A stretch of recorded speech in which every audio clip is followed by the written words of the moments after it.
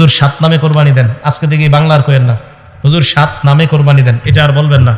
হুজুর 3 নামে কোরবানি দেন, আর বলবেন না। তুশরিক বিল্লাহি শাইআ ওয়া ইন কুতিলতা ওয়া হুররিকতা, আল্লাহর সাথে শিরিক করবা না, যদিও তোমাকে হত্যা করা হয়, যদিও তোমাকে জ্বালিয়ে দেওয়া হয়।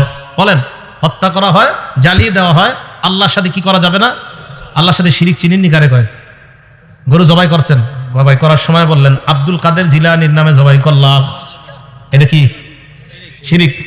গরু জবাই করার সময় বললেন মুহাম্মাদুর রাসূলুল্লাহ সাল্লাল্লাহু আলাইহি ওয়াসাল্লামের নামে জবাই করলাম, শিরিক। কি বলেন তো?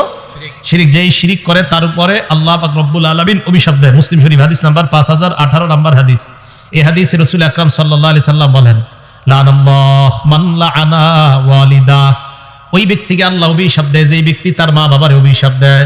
কোন সন্তান যদি তার বাবাকে বলে আপনার মতো বাবা না হইলে আমার অনেক ভালো হইতো, এই ছেলের আল্লাহ অভিশাপ দেয়।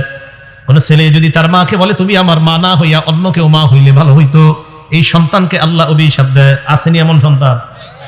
2 নাম্বার, লাআনাল্লাহ মান যাবাহা লিগাইরিল্লাহ, ওই ব্যক্তিকে আল্লাহ অভিশাপ দেয় যেই ব্যক্তি পশু আল্লাহ ছাড়া অন্যের নামে জবাই করে।